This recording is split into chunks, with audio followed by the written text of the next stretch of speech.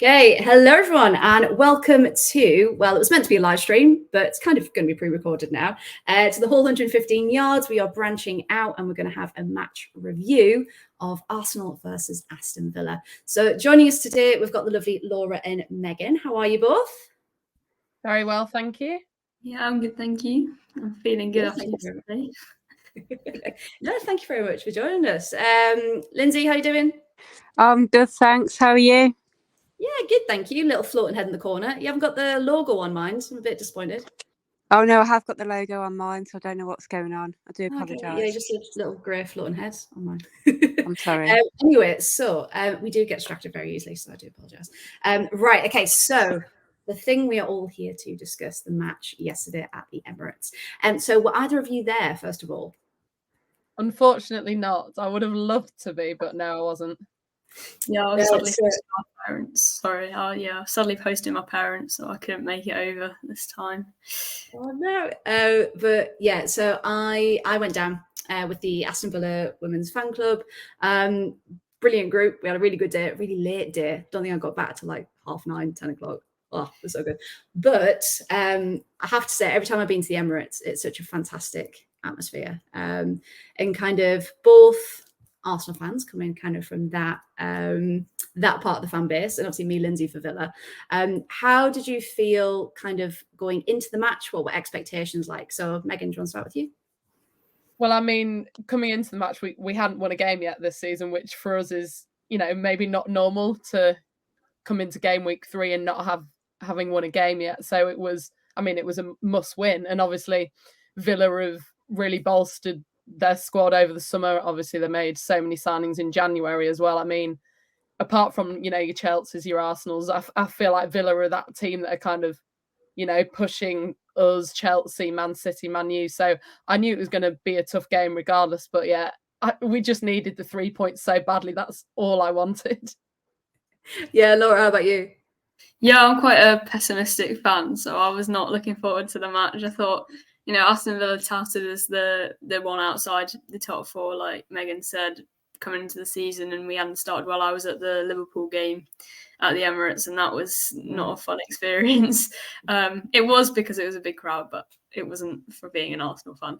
I was reassured slightly by the fact that you'd also lost to Liverpool. I think that was a kind of maybe a sign that we could get something from the game, made me feel a little bit more hopeful. Kind of approaching in similar positions, but I thought our performance against United was improved, and I thought we actually put on pretty good display there. So that made me feel slightly more confident. But yeah, I was pretty scared going into it as an Arsenal fan who approaches matches with pessimism. Or cautious optimism, we could kind of go down that way as well. And Lyndsey, kind of from a Villa perspective, kind of a bit like Arsenal, it was we needed those points. So kind of how are you feeling before the match? So for me, our first game of the season against United, I thought we gave a really good account of ourselves. We were unlucky not to get something out of that game. There was a lot of questionable decisions that ruined the game. And then when we played Liverpool, we just fell apart, and it wasn't anything like the identity of the team that we know, the team that finished 5th last season. So I knew Carla had to go back into the dressing room, pick up the heads and go, come on, let's go. And going to the Emirates with that amount of crowd, it's going to be tough. I mean, we went to Bournemouth and we took 3 points last season at the last game that you went to. But I didn't, it's not like a guaranteed 3 points. It's going to be tough. And that with the calibre of players that they've got, are just fantastic, every single one of them. And they've got a bench where, you can bring one top international off and bring another top international on. And we're in a position where we're bringing internationals off and on, and they're just not the same level as Arsenal, not yet, because we just haven't got to that level of evolution yet. But it's just going to be a really tough game, and either we're going to get hammered or we'll be all right, and it'll be a really close game, which actually is how it ended. Yeah, absolutely. And I think the fact that it was 0-0 for so long, And then when Maz Pacheco's header went in, I don't think we believed it, because we had our little She away. didn't believe it. Did you see her face? She was like, "Oh my gosh, what have I done?" And she just looked like, "Oh, what do I do? How do I celebrate? Like, oh, I'll just do a Rachel Daly slide." And I think everybody was just like gobsmacked. But it was against the run of play, and I don't know how it happened, but I was so grateful. Quick, wasn't it? But it was great. But it was just laxing marking, zonal marking. They just left her. They focused on Rachel Daly too much and just left her, which was benefit to us, but it shows going forward that training ground moves work. Yeah, absolutely. And we're seeing that throughout the league, though, aren't we? Like, kind of every team are pulling off performances and like little moves, and you go, hang on, that's straight off the training pitch. But having the confidence to bring that onto the pitch is brilliant. So how, from an Arsenal perspective then, because again, we've said the shock from that header going in 1-0 up. What was your kind of initial reaction? Right, what do Arsenal need to do now? Because like Lyndsey just said, the amount of players you've got, like the names are just phenomenal. So kind of, Megan, what do you think was kind of the Arsenal fan reaction, team reaction, kind of when that goal went in? What needed to happen next? I mean, personally, my heart sunk when that went in. And as Lyndsey's just said, all our defenders are going to be thinking about Rachel Daly's the threat in the air from corners and set pieces. So, we've got to watch her, not Maz Pacheco, who, she's not even that tall, So you don't think you have to worry about Maz Pacheco rising into the air and heading the ball into the back of the net. But Amanda Ilestedt completely misses her header when she goes to try and clear the ball. And because everyone else is so focused on, Rachel Daly or whoever else they're marking, they're not actually looking at where the ball is, the danger that, Maz Pacheco literally has no one on her. And then it goes in the back of the net. And then you think, right, we need, because I don't think we were necessarily playing terribly up until that point. I mean, we were dominating possession, as we said, it was against the run of play. But I think from then on, we really needed, defensively, obviously, we needed to switch on. I don't think Amanda had a great game. I still think we're kind of, obviously, with Leah still being out, with losing Rafa, who, I don't think we'll ever replace Rafa because she's just irreplaceable. We're still figuring out our best centre-back pairing, really, and whether we're playing a back three or a back four, kind of still figuring out what works best. So I think defensively is where we kind of needed to, switch on. I think Lotte Woodman-Moy had a great game. I think she made some, really important clearances and she carried the ball forward a lot. But I think defensively, Jonas realised we kind of needed to switch on more at that point. Yeah, absolutely. Laura, what about you? Yeah, my reaction, I closed the tab and stopped watching. And then I realised, I've got to do this show, so I better start watching again. But it's kind of like all one-way traffic for Arsenal up until that point, like you said. And then first chance Villa get and they score it. And I just thought that was so typical of Arsenal this season. It almost didn't surprise me. I was just like fed up with it. But I think it's an interesting one. I think we have this approach where we fire in like so many crosses this season and it's just not working, but we're sticking with it and we're not changing it up. We're not kind of going, right, this isn't working, let's change it up. And I think the only time we did change it up was in those last 12 minutes and look what happened. But and I think I completely agree with Megan in terms of our defence is clearly not settled so far. And Ilestedt didn't have a great game. She missed that header. And when you're zonal marking, if you miss that header, it's going to happen. I think my favourite stat about that goal was something like it was Maz Pacheco's first goal in the WSL since she scored for Doncaster Bells, which says a lot about 2016, 2017, I think, or something. It's a long time ago. Incredible stat. It was disappointing from an Arsenal's perspective to let that chance go in straight from a corner. And not get the clearance. And I think it was kind of right. At that point, we should have been going, how can we convert the chances we've had at the other end? How can we make our dominance pay? Because we hadn't done that. And then we'd gone down the other end and conceded immediately. Yeah. And it kind of, I think the level of play that was going on, it was going to be a mistake, wasn't it? To kind of for something to happen, and either a bit of magic or a bit of mistake is what we like to say. But Lyndsey, what do you think after that goal? Obviously, we know how it turned out, but what do you think Villa could have done better to kind of make sure they held that lead right until the end?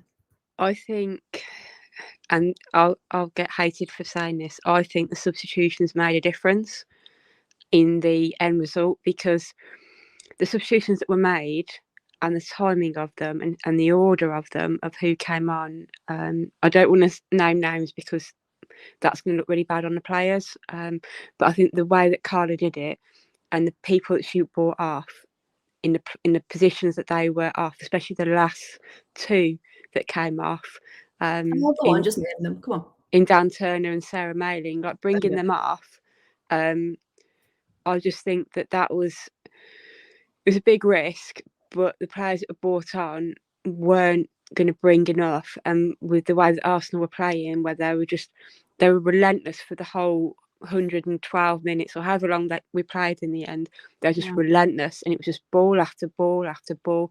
The crosses in were like, I think against, is it Liverpool, it's something like 37 crosses, and against Villa it was 50. And to only concede 2 goals when you've got Daphne, who's away with the fairies in that game. I don't know where she was, but she wasn't at the Emirates. I'm not sure if the bright lights dazzled her or something, but she wasn't anything like the player that we know she is. And that's I love that you went from I'm not naming players to right, Daphne was away with the fairies. I love that. That's 10 seconds, but yeah, keep going. Okay. I just think Carla's choices, that decisions to, like bring on Jordan, bring on Adriana, bring on Alicia, I just think they were in the wrong order at the wrong time, and I would have personally have done things a bit differently. In Carla we trust, but I just feel like we needed extra strength in that midfield, because we were just being overrun in that midfield, and our defence were doing everything they could to get bodies in the line, but everything was last ditch defending, and that only keeps out for so long. And when it gets to the last 20 minutes and Arsenal just started cranking it and cranking it and cranking it, and then they're bringing on people like Beth Mead and Stina, and it's just like they keep cranking and cranking and cranking, something's going to give, and we're just not going to get there. So that for me was like the biggest issue between the 25 minutes when Maz scored and the end of the game. That's what cost us the substitutions, because we had tired legs out there, made the wrong substitutions. Daphne had a howler, and it just all fell apart. That for me, it's not how all the other Villa fans feel, but that for me is how it panned out. You've taken loads of my questions now, but thank you. I'm ever so sorry. I do apologise. I'll edit it so it sounds like I've actually asked you those questions. Yeah, no, but thank you for that. Yeah, because there was, I put a picture on our social media. I was like, for 75 minutes, we had the 3 points, and it was great, and it was lovely. So obviously it got to the 90, and then the big red numbers of the 12 extra minutes appeared. Did either of you, were you shocked by the 12? Because I know we weren't expecting 12. We were thinking maybe 6, 8, maybe. What did you guys think? I was expecting a decent amount, but yeah, when 12 came up, I was like, excuse me? Like, I know that this season, especially, referees and whatever's been discussed, is really dampening down on time wasting, etc., etc. Obviously, we saw Alex Greenwood get a second yellow for it. But yeah, 12 minutes. I was like, are you joking? But then, as an Arsenal fan, when we were still 1-0 down at that point, I said, we've got enough time to, if we want to, go on and win the game. And that's the thing, kind of, you knew. So I think we said we were on the coach back. I was kind of collecting people's thoughts for the blog and stuff. And everyone said, we defended for our lives for a lot of that match. And just shout out to Lucy Parker, absolute underrated player. Like the fact that she's come in and just absolute, like we know we've always got Dan Turner at the back, but having Lucy Parker there as well is just completely just revolutionized the team. Like she's brilliant. But it shouldn't have to be like that. Kind of, we need more firepower. And kind of what Lyndsey was saying, I would definitely have brought on Adriana Leon a lot earlier. I think she's got so much more to give than a last 10, 15-minute player. I think we were all expecting her to start, actually. So on that case, we'll talk about Beth Mead in a minute. But kind of, there's been a lot of talk about Arsenal starting lineups, especially goalkeepers, things like that. Were you kind of happy with how Jonas set up initially and kind of the changes he made? Laura, what do you think? Yeah, I think I was. I think I was more happy with it than I had been in the previous 2 matches. I thought it was a bit more settled than perhaps we'd seen. I think it's always reassuring to have Moritz back and have that like natural right wing back, because we've obviously had, I think, Lacasse starting there, which in the first match, which is just not ideal. I think the back, seeing Steph Catley back in that back three is nice. And Illistedt and Wubben-Moy, we've not got that left-footed centre back, which I guess Laia Cadino was brought in to kind of be that player, but you can't replace Raffaele, like Megan said. So why try? I think we're just still finding our feet and finding out what does work best for us. I don't think we found it yet, so I expect to see more changes. I don't think we even know who our best goalkeeper is. And I think that's probably what's unsettling Arsenal. And we're not putting in the performances, but I mean, we're going to talk about it. But seeing Beth Mead come in, I think it was almost more like a confidence thing. And I think that will continue to happen as the formation gets a little bit more settled and they're kind of more familiar with who's doing what and who's playing where, because I think our substitutes are making huge differences at the moment. And I think it's because they're able to kind of see what needs to be done in a particular game, because at the start of each game, there doesn't seem to be a game plan other than firing a million crosses at the moment. Yeah, Megan, what do you think? Yeah, I completely agree. I mean, with the whole goalkeeping situation, obviously the awful mistake that Sabrina made against United, obviously she did recover quite well from that throughout the rest of the game. But then when Zinsberger's playing, she didn't obviously get tested too much yesterday, but she still can't. I think she's looking a bit low on confidence. Obviously, maybe that's because she didn't start against United. I would have liked to see her start against United because she's got that experience already. But yeah, as Laura said, we've now got that much depth that it's taking us quite a few games to kind of see what works, especially with the attacking threat that we've got. Like, I'm probably losing count of how many forwards we've got now, and obviously now Mead's back.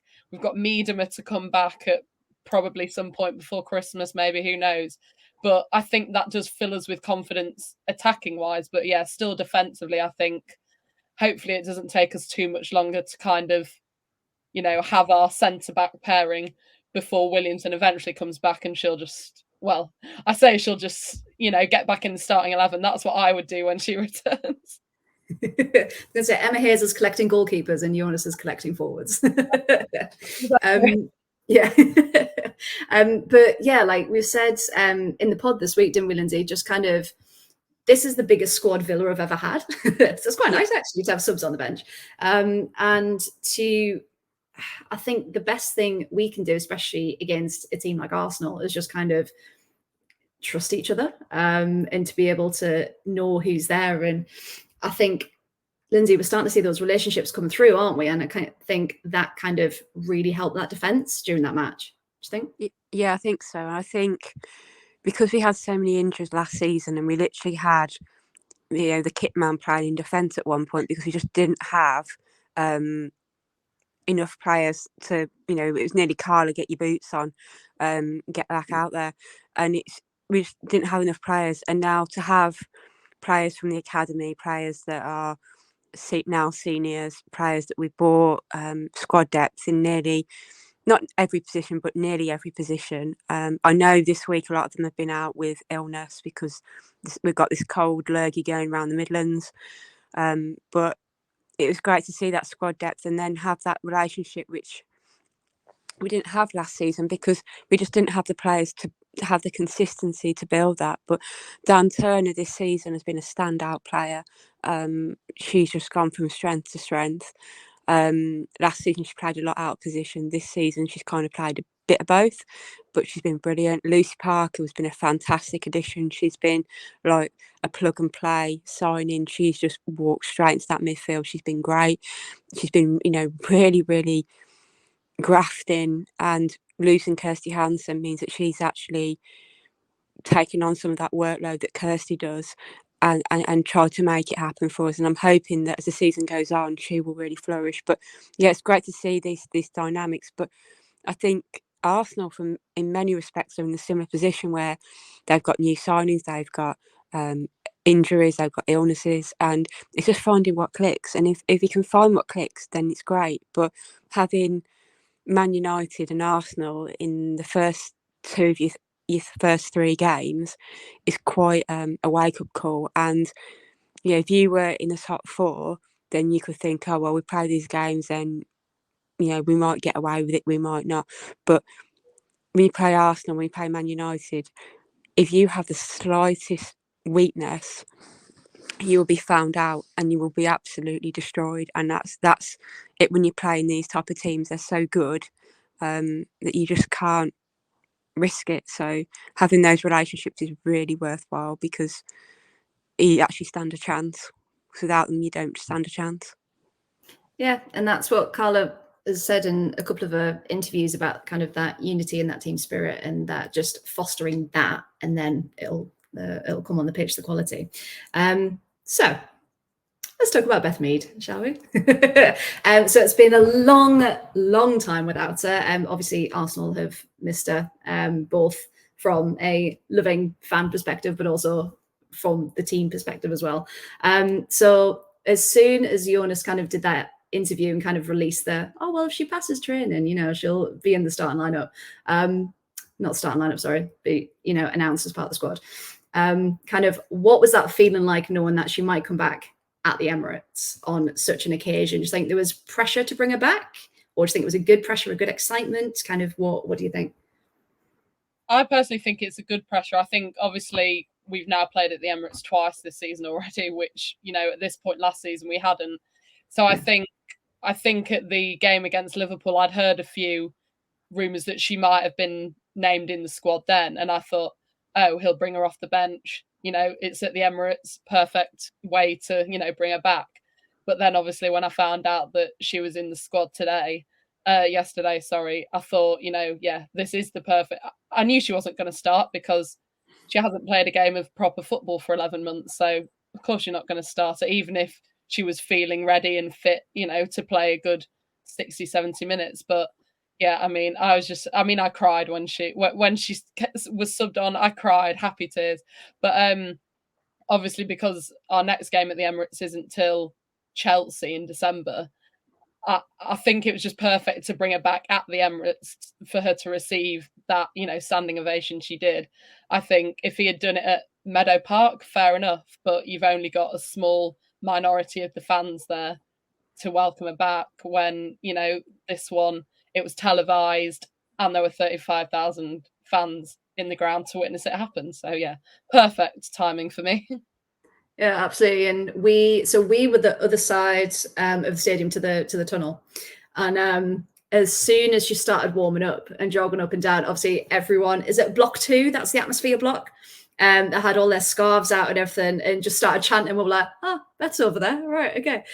Laura, how did you feel knowing that she could have her moment finally, her return? Yeah, I think it's amazing that she had that moment and that return. I think you've just got to feel like incredibly happy for her to be able to come back after 11 months out. I thought in terms of like football tactics, it's a bit of an odd choice potentially. You're introducing her to a very high pressure game. As we said, it was like very must win for Arsenal, and she's off the back of 11 months, but you know what, it really worked. And I think it worked because it was at the Emirates, because you had this. To be fair, I think Meadow Park's got a really good atmosphere now as well, so it probably would have done the same there. But I think the Emirates in particular, it just like rejuvenated the crowd. I think a lot of who are filling the Emirates at the moment as well is potentially like new fans as well as kind of that core block of block 2. But I think if you're joining women's football now, you know Beth Mead, like she is one of those players, so you cheer for her more than anyone else in those teams.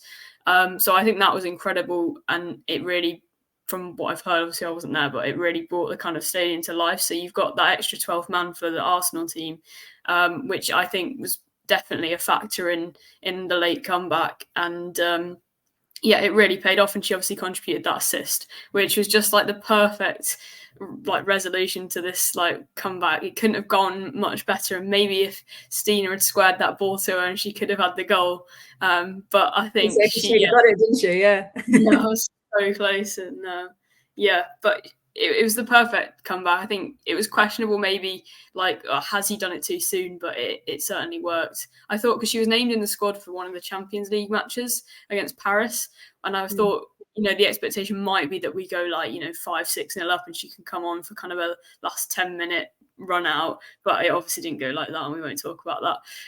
But I think, I think it went perfectly. It couldn't have gone much better. And I think the fact that on the on Radio 1, their Newsbeat section, they were calling it Beth Mead's Arsenal as well. So kind of, she's in charge now. But you're right, she is kind of your poster girl, kind of, to those just coming in, kind of her, Leah, etc. And which is brilliant to get people in. But once they're in, then it's like there's a whole other part of the team that, you can come and love them as well. So again, we were sitting right in that corner, and for some reason, so we were, I think it was blocks 20 and 21 were meant to be kind of like the away section, but there were some Arsenal fans in our block. So there was literally, which is fine, we're all friendly, but kind of a couple of seats along, that's when the Arsenal supporters started as well. So there was literally, you can see, I think when the second goal went in, you can just see the divide, and kind of, we just kind of go, oh no. And kind of everyone else is just like, yes, you did it. And just, so the energy change when she stepped on the pitch was incredible. And like you said, for the fans as well, who'd kind of been waiting for that moment, I think. But it just completely changed. And I think the Arsenal energy in the actual team, those last 12 minutes, just, I kind of knew from that point, I was like, yeah, they're going to win. Because it just, when you just know, when you're like, okay, maybe we can. Didn't you message me to say that as well? Yeah, I did. I have to say though, the Emirates is probably one of the best for signal. All the others, not a chance. It's like a black hole. But the Emirates was pretty good. So I was actually getting some messages to Lyndsey being like, what did I miss? But yeah, that change in electricity was mad. And I was going to say to you actually as well, does the Emirates kind of feel like a second home now? Because obviously being at Bournemouth, it's a lot more compact, it's a lot more intimate. It's kind of, that will obviously be home. But because you're playing more games at the Emirates, is it starting to feel like a home away from home now, do you think? Personally, I'd say yes. I mean, because where I live up north. So for me to travel down to games, I don't get to games very often. So I've actually been to more Arsenal women games at the Emirates than I have at Meadow Park. So obviously I don't understand what it's really like to go to a game at Meadow Park. But I think the amount of games that we've now had at the Emirates, and the results that we've got there as well. Obviously there's been a few, obviously the opening game of the season and the loss to Barcelona a couple of seasons ago in the Champions League there as well. But I think the games that we have had there, the North London derbies, the wins against Chelsea that we've got there, I think it really is becoming a second home. And I think obviously the opening game, it was a record WSL crowd. And then everyone's like, right, we've got Villa in 2 weeks. Obviously Villa aren't your Chelsea or your United or something like that, but it's still a league game and it's at the Emirates. And it was about kind of, obviously we knew we weren't going to get 54,000 again, but it's how many tickets can we sell for a game like that? Because ultimately, if we had played Liverpool, yesterday, and it wasn't the opening game, it probably would have had not as many tickets sold because it was against Liverpool, but because it was the opening game, it was obviously like a day out for everyone kind of thing. But yeah, I think I saw something that they hope that in the next few years they can permanently move there. And I think there does still need to be a bit more done in order for that to happen. But I do think we're kind of on the right track, especially, the marketing that the club do, compared to every other team in the league is just unmatched. Yeah, their social media is incredible. And I do want to shout out Everton's this year as well. They've really stepped up. But yeah, for one of our first podcasts, I kind of reached out to all the supporters clubs to see, get some feedback, what you're looking forward to in the season, that kind of thing. And only a couple, one I could find, and actually responded. But people like West Ham, Leicester, like those, I just couldn't find anything in their norm. Like there just seemed to be no active supporters clubs at all. And you just think, well, the community that is around in women's football, kind of that's what we love, kind of having that hub and that go-to and that kind of thing. So yes, that was quite disappointing. So if anyone knows any of those fans and they are just kind of underground, kind of let us know. We'd love to get in touch with you. But yeah, Laura, how do you feel about the Emirates being kind of a second home? Yeah, I love it. I think it's definitely, I agree with everything Megan said. I'm also not based in, I am now for this year. I'm based in London, so I'm hoping to get to more games, but I've been based in Nottingham, so not been able to get down much. So I have been to more Emirates games as well, which I think says a lot because, you know, I'm sure Megan's the same, but I've supported Arsenal since like 2007, and I've still not been able to get down to Boreham Wood because it's pretty inaccessible. So I think that's the like really nice thing about the Emirates is it's not too bad if you can get to London. Like obviously not that often, but when you can, it is a lot more accessible, which is what women's football needs to do. Because I think a lot of these smaller stadiums. I mean, I went to university in Warwick near Coventry, so I tried to get over to Villa a lot, but it was only feasible for me to go when they were at Villa Park because it's so hard to get to your kind of normal ground. It was just adding on hours, which is just ridiculous. And I think that's what's the kind of drawback of women's football, playing at these smaller grounds. So I think it's a really positive step that Arsenal can do it more often. And hopefully we're seeing this across the league. Arsenal are doing it so well and so successfully that I think, you know, we're creating an atmosphere now. I was at the Bayern Munich game last season, and it was an incredible game, but even like the Liverpool game, just to see the Emirates, like the upper tiers open, and again at Villa, that is what you really want, and that's what's creating like an atmosphere and feeling like the stadium's full, feeling like the support there. I think that's what's really creating a better feeling around the club, and we got that at Wolfsburg as well last season. I think that's what's creating it as a home. So yeah, and there's so many added benefits to it. This is really nerdy, but I was at a stats conference the other day, and I had never thought of this part of the argument, but I just want to bring it out because I've never heard of it. That the actual data you can get being filmed with multiple camera angles compared to like playing at Boreham Wood is so different. So that Arsenal are going to have a better kind of data range now, which means that in a season or two they're going to be like a lot better because they'll have so much better to work with. So I think it's so positive for the future of the club as well. I just thought it's something that's been missed. It's nerdy, but I really like that kind of angle to it. No, I love it. That's great. And it is so. It's how we can develop the women's game to make it as good as it can possibly be, because we see the quality in the players. We know the core fans that really, really love it for the game, not kind of for the celebrity side, but that's a different kettle of fish altogether. But there needs to be so much work infrastructure-wise, being able to get there easily. Like when we play at Bescott, it's absolute pain in the bottom to get to, isn't it? Absolute pain. Here we go, Lyndsey. Yeah, go on. and when we played at Villa played at Solihull Moors for a bit, that is the arse end of the airport. Like, how are you meant to get there? There is no public transport whatsoever. No. And then before that, I remember they were in what's it called? They're up another part of Birmingham, North Birmingham, and it was just like so hard to get to with public transport.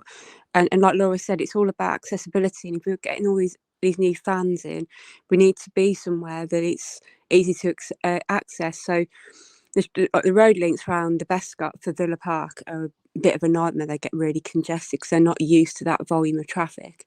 But the train station is not too far, so at least with that as a place to go, it's not as much of a pain in the backside as some of the other places. But I know with some of the other clubs, like to get to, they're just totally inaccessible unless you've got a car, and not all fans have got access to cars or have got access to large amounts of money to pay train fares. So we need to make it accessible but without costing too much. It's just trying to find a base that is easy to get to, whether you park and walk or you know that kind of thing. It just needs to be better basically all over. And we were saying as well, weren't we, kind of the actual stadiums themselves that the women's grounds are usually in are maybe League One, League Two teams, like the smaller stadiums that and the pitch is awful. haven't been refurbished since they were built. Like I think at Beth Scott there's 2 toilets, like the women's toilets, so there's constantly a queue. Something I was ridiculous. there. Yeah, we could go on all day, but we won't. But yeah, I think it kind of starts with, okay, well, how much do you value your women's team? How much are you going to actually invest and get better? And we were actually saying, so what I was going to follow up before we got distracted was, so Villa haven't actually played a home game yet, because it was Villa Park opening, then we're away to Liverpool, then away to the Emirates. So our first game at home is actually next week. So it's kind of, I don't think, Lyndsey, what do you think? We haven't really got that relationship with Villa Park yet, like you guys do with the Emirates, to make it feel like home. Like the atmosphere at Villa Park isn't really there yet, because again, it's a lot of new fans, it's a lot of people coming in. And then there's been issues, I don't know if you guys know, there's been issues with kind of season ticket holders actually getting their tickets for Villa Park, and they were trying to charge for them and all sorts. And it just feels like a bit of a shambles at the minute. But yeah, Lyndsey, your point on that, Villa Park, how long do you think that'll take for it to feel like a home? I think it'll take a while. I mean, when we went to the game, the Man United game, there was 12,000 there, which was probably the highest amount we've had. When we went, yeah. By quite a lot, which was fantastic to see, and it was great to see a lot of travelling fans and our own fans. It was great, but I think it's going to take a while to get the footfall through. But what I liked about the Emirates, watching the game at the weekend, was the way that they spread the fans out around the stadium. I know that it's going to cost more on security and all that kind of thing, but the atmosphere is just phenomenal, and it makes it feel not like a hollow empty stadium. It makes it not feel like a Man City stadium. It makes it feel like a proper football stadium. Whereas at Villa Park, it's like we'll cram you all into like one part of the stadium, and we'll sell out to the top, so that people that are sat in the sky and don't have the best seats, and paying the same as people that are right at the bottom and getting their stuff signed by the players. And I just think it'd be nice to have everybody in the bottom sort of tier all the way around the stadium, to get that homely feeling like you do at the smaller grounds, which are the home grounds for the teams. Because when we had a cup game last season, I think it was possibly the United one in the Conti Cup, and the girls were asked, where do you want to play? Do you want to play at Bescott, or do you want to play at Villa Park? And they all said Bescott, and the reason for that was it was more intimate with the fans, and they wanted to respect the fans and give the fans a good time and let them be part of it, let them be the 12th person, and really make it a really nice environment to be in. Whereas when you're at Villa Park, it's a grand occasion, it's beautiful, and it's it's nice to go there and better showers, better everything. But when you get there, it can be quite hollow and informal, and it can be like the matches that we saw during COVID times in the Premier League that are empty stadiums, and they're like, we don't want that. We want to be close to our fans. That they're paying to see us. We want to see them, and I think that's where we need to get to at Villa Park, rather than, even if we just put fans down both sides of the pitch, just down like the touchline, and not behind the goals. I know that'll upset some of the fans because they want to sit behind the goals, but having them the length of the pitch will make it, like, as the play progresses along the pitch, like, it'll make it so much better. And I think that is the next stage that we need to get to. But I personally, I like watching games at Bescott because of how intimate it is, because our crowds are smaller. However, there's all the fans and the crowding of the fans, being disabled myself, means that I can't actually see the last 10 minutes of the game. So there's that, and the amenities issue that's a bit of a problem. But I prefer as a pitch that, but I also want the quality of Villa Park, because the Bescott pitch is awful. I've seen better Sunday League pitches sometimes when we've gone. It's just because they've just had too many games. Yeah, no, I agree. Sorry, that was a rant. Well, a bit of a rant. I'll edit that down. It's fine. We all need to wake up now. Come on. Right. Okay. So I think for Villa as well, I think not having that kind of launch at home to kind of get into kind of the swing of things. So it'll be really interesting to see. Okay, we bounced back after Liverpool. We gave a performance against Arsenal, didn't come away with the points, but it's promising and kind of hopeful for, okay, it's only a couple of games, don't write us off. Because I think there was some comments about Jonas as well that are starting to come around with Carl, like, oh, get the sack. And it's like, no, like it's a couple of games. Like, one, Jonas has just signed a contract extension. You both happy with that you're staying for a while?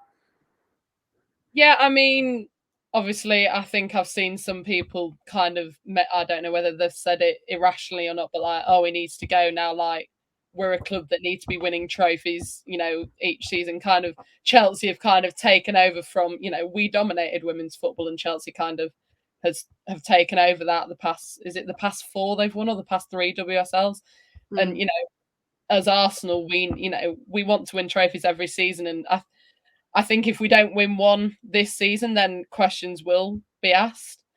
But Arteta signed a contract extension at the men's club when people were kind of contemplating why he's still in the job. So I think we just give him time. Obviously, it's not been the start to the season that anyone wanted or even expected, but you know, we have got to give it time, like, you know, see where we are at Christmas and kind of, you know, reassess the situation at that point. Absolutely. Yeah, I think we need to win a trophy this season for him to kind of earn it, whatever that is, preferably the FA Cup or the league. I don't know how much another Conti Cup will placate the Arsenal fans, but I'll take it. But yeah, I don't disagree with the timing of it. I think people were saying, oh, maybe we should have waited a bit longer to see like what he did or what he didn't do, but the club are showing faith in him, and they kind of quash those discussions. Obviously, they linger, but I think more they've gone away more than they would have done if that announcement hadn't been made. So I think it kind of just steadied the ship a little bit. Obviously, this is always going to be a bit of a wobbly time with the amount of overhaul we've had in our squad. The injuries are still there. So I don't think it's necessarily a bad decision at all. I do question his tactics a little bit because I do think we're still doing this like crossing thing. So I want to see him kind of sort that out.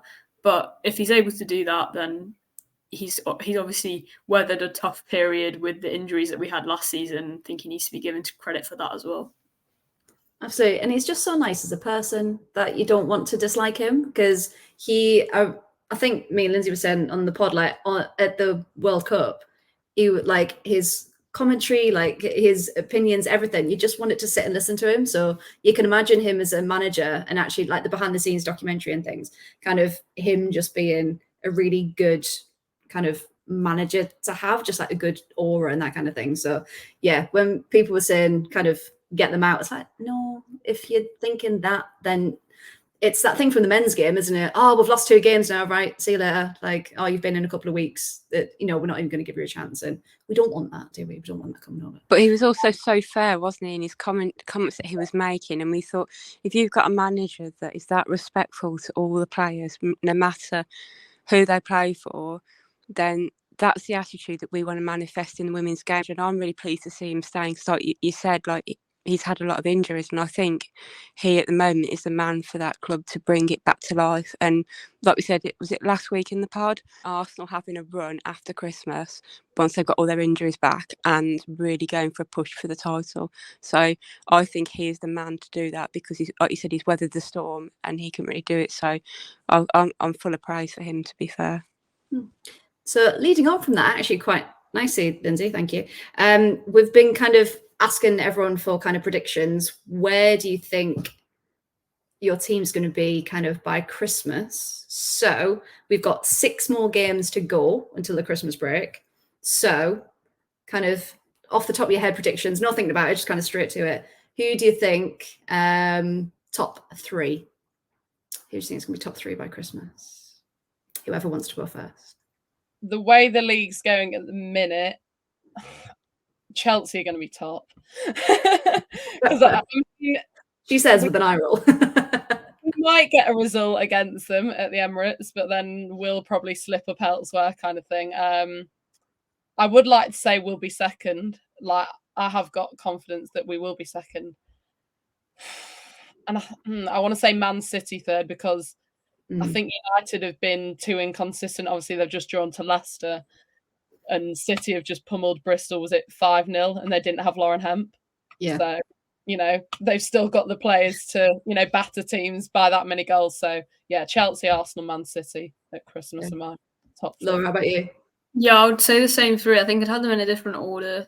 I'd say I think I'm going to go for a bit different because I'm bored of Chelsea. I'm going to say City top because I think they just look really good this season. I think if Gareth Taylor doesn't mess it up, they could definitely be top at that point. And I also think Chelsea have looked a little bit shaky. I'm sure Sam Kerr will come back into form and they'll plough on as they usually do, and they'll scrape through the games that you think they're going to lose and they'll win them instead because they're that kind of club and they know how to win.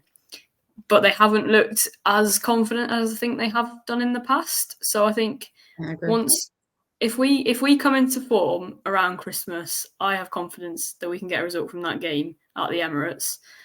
But that's a big but of if we have. So and then I'll put Chelsea second and I'll put us third because I don't like to be overconfident. And I never predict an Arsenal win, so I have to put them bottom in the top three. Then you can be pleasantly surprised when they do come first. Exactly. Lyndsey, have you changed your top three from last pod? I can't remember who my top three were, which isn't very good. Pick one. That's fine. But yeah, I'll probably actually agree with Laura, just because City are looking quite strong at the moment, and I think that they've been quite consistent. And then with Arsenal and Chelsea and everyone, I think they are going to be up there. It's just getting that consistency. They've got the quality. It's just getting the points on the board and everything. So I think it'll be quite interesting. But I've also got a feeling that there's going to be a sting in the tower because if we've got Leicester and Liverpool at the top at the moment, then I can see one of them possibly having a good run of games and then just floating around the top five. So I think it's going to be a very open bit till Christmas, and then after Christmas it's going to go back to the top four, so to speak, and as they pull away from the league.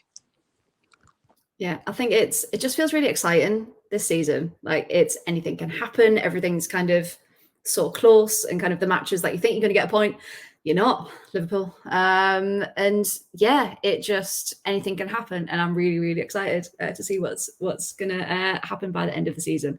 Okay, so last question. Next up, you've got Bristol. Judging by their previous results, how are you feeling about that one? Laura, shall we start with you? Quietly confident, I think. My fantasy team this week, I can't say that I think Arsenal will win because I feel like I'll jinx it. But I substituted Rachel Daly out and I brought Alessia Russo in my fantasy because I played Bristol, and I don't think Rachel Daly's been doing too well. But so that's my stance on how I think our attackers are going to do in that game. I still think we're shaky at the back, so I can see us conceding and kind of having a little bit of a wobble because they haven't been without their firepower. They scored 2 against Leicester, right? So it's Leicester, but Leicester haven't looked bad this season. So, I think we could have a bit of a wobble, but hopefully that will be a game to set us on the right path, instill a little bit of confidence and allow our attackers to have a bit of fun. But you know what? Maybe we'll just revert to crossing and not do anything again. Why change with tradition? Megan, what do you think? Yeah, I don't think you can go into any game really anymore and confidently say you're going to get 3 points, whether you're Arsenal, whether you're Chelsea, any team in the league. I'm not going to confidently go into any game and say we're going to win it. And that's not because I don't have confidence in us. That's because of how competitive the league has become now. Absolutely. And Bristol have, they've just come up, but they've still got quality, and they may struggle to stay up this season, but that's the story of any team that does come up from the Championship because of the gap that there still is in quality between whoever wins the Championship and kind of the relegation battle that happens at the bottom of the WSL. But probably quietly confident, like Laura is. Obviously Laura's a bit more maybe pessimistic than I am, but obviously the crossing into the box hasn't been working, but maybe it'll work against a team like a Bristol who maybe aren't as confident at the back and, maybe won't set up as confidently to kind of, get away all the crosses we put in. But yeah, we'll go and concede an early goal or something like that, and we'll all worry, and then hopefully we'll go on and win it. But yeah, you can't go into any game feeling confident, really. And so come back with a couple of late winners. Okay, you keep doing that, especially against us, and it's not. We don't like it. Not hard. Well, that's the thing. I think the amount of matches this season I've had to like go have a lie down in a darkened room afterwards because with a cup of tea, and it's just like I can't, especially the City Chelsea game. I couldn't with that. But that's a completely different podcast. That's fine. Now, thoughts on outside thoughts. Villa are up against Spurs. I you forgot there, Lyndsey. Spurs next. So, what are your predictions? Because Spurs are looking stronger than they ever have been. Do you think Villa have got a shot? Thoughts from the bar from anyone? What do you think? Martha Thomas is going to be our undoing. So she's one of there's three of them, isn't there, that's top scorers at the moment in the league, and she's one of them. But I really think we stand a chance in taking something away from the game. If we play like we did against United and we play like we did against Arsenal, then we stand a good chance of taking something away from the game. What that something is, I don't know, but we stand a good chance. But if we're continue to be played by illness, injuries, and some very questionable substitutes, then they could do us dirty. So I'm just hoping that first game back, big crowd, they're happy, they're home with their home fans, and we can hopefully win. I'd like us to win because you have to be positive, don't you, and win. If you're a Villa fan, you have to think you can win every game because the likelihood is they'll leave you with grey hair. But I just want us to do well, and as long as they do a good account of themselves, then that's good. But I think if this losing streak carries on, bear in mind we've got Chelsea after, Carla Ward's job is going to be up for questioning, and really? I still think she's the right person for the job, but I think it gets to sort of after the Chelsea game and we still haven't got any points, then questions are going to be being asked. Controversial. Okay. So Lyndsey, prediction then? I'm going to go for 2-1 again. We've always gone for 2-1, and then it's always 2-1 to the other team. Right, okay. Yeah. Okay, so Meg and Laura, what do you think? Arsenal prediction against Bristol. What do you think? I want to be confident and say we get quite a few goals, but I'm going to say 3-1. 3-1. Okay. Laura, what are you feeling? Yeah, I was going to say 3-1. I think we'll concede, but I think we have some firepower in us. I think if we had Leah Williamson, I'd say like 5-0. But honestly, when she comes back, there will be celebrations all up and down the country, all teams, just everyone, just like she's back. Especially for the England squad as well. Like such a miss. I can't wait for it to come back. Okay, one more question I do have for you both. What are your thoughts on Lina Hurtig? God, I mean, last season I can't count how many times I must have like slated her after a game. I think it was the Wolfsburg game actually, because I was in the press box for it, and she kind of looked like the only player that kind of wasn't, showing the passion and the pride. It was a Champions League semi-final. I was like, come on, you've got to kind of act like you want to be there. Yeah. And so last season, she was one of those where I was like, if she gets sold in the summer, I'm not going to be mad about it. But then she scores the penalty to knock America out of the World Cup, and because I was lucky enough to go out to Australia, and I was actually at that game where she scored. Incredible. And obviously it didn't look like it had gone over, so it took so long for them to actually say, yeah, that's gone in, you scored that penalty to knock them out. And I do think she's improved. I think when she's, played this season, I do think she's improved. I don't quite know still what Jonas wants her role to be in the squad, because she doesn't start enough games for me to say, she's going to be a regular starter in the future. But I do think she is a good threat to have off the bench, but I don't think she's quite as effective as when we bring like Chloe Lacasse off, obviously the pace that she's got and stuff, and when Palova comes off the bench as well. But, you know, she could surprise us this season and have some really good performances. Yeah, because I spent last season banging on about her, being like, I watched her at Juventus, she's really good. I bought a shirt with her name on the back, like Arsenal shirt with her name on the back. I was like, yeah, she's actually signed it, and I got her shirt off the last season. It was great. And I was like, yeah, she's got potential. Everyone else slating her. Thank you, Megan. And I was just like, they can't see her potential, merely because she wasn't playing and then she was injured, which also didn't help. And then she scored that penalty. And then came back, and I was like, she's got confidence again, and she's smiling, and she's so happy. And I was like, right, okay. And then she hasn't really played for a while. And it's kind of like, okay, Jonas, she's got potential. And kind of, if you've got so much squad depth, so I know it's hard to kind of rotate and get kind of who works well with who. But I think there's still a bit of favoritism, as it would be, kind of who does start and who gets more minutes and stuff. So fingers crossed she does get more minutes. Laura, what do you think of her? Have you got an opinion?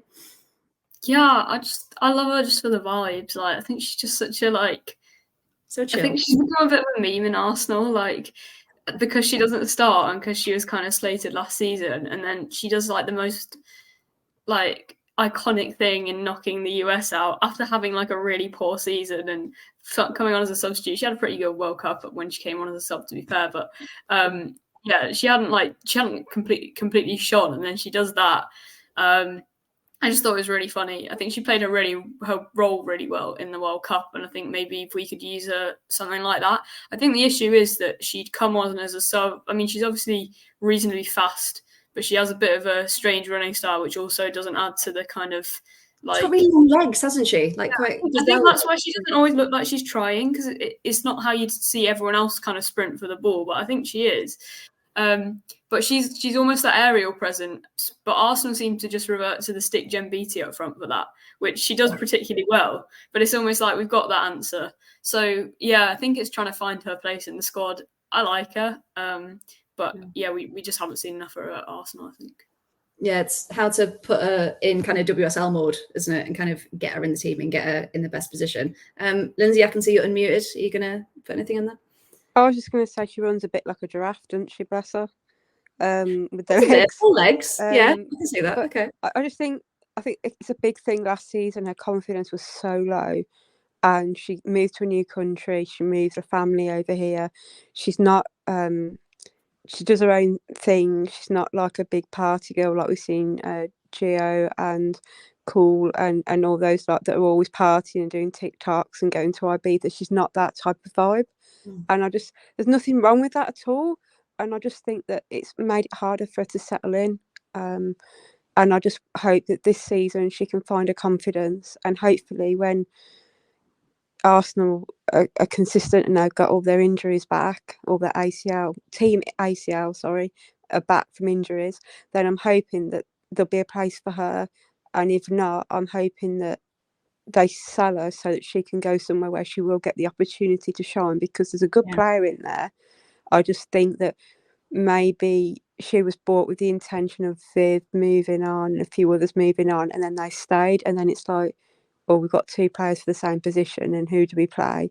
And when you've got someone like Viv versus somebody else, it's always going to be Viv that's going to get picked. So I just hope that she goes somewhere where they appreciate her. We always say Leon, don't we? When we're getting rid of players, where should we go? Send them Leon. Send to Leon. That'll be fine. But I just hope that she does well, because there's a good player in there and she wants to do well, but she just needs someone like Carla Ward who's going to take a chance on her, nurture her, and build her up. I don't think she's physical. I don't think she's physically strong enough to play sort of for us. But she needs a manager like Carla who's going to nurture her and bring the best out in her. 'Cause at the moment, she's so low on confidence, it shows. I just feel for her, to be fair. Thank you. Okay, right, brilliant. We have probably talked for long enough. So thank you very much to you both for joining us. It's been absolutely lovely. It's been lovely to meet you. And hopefully when we play the reverse fixture, we might get you on again at some point. So yeah, thank you very much. Thank you to everyone for watching. And we'll see you again soon. Thank you. Goodbye.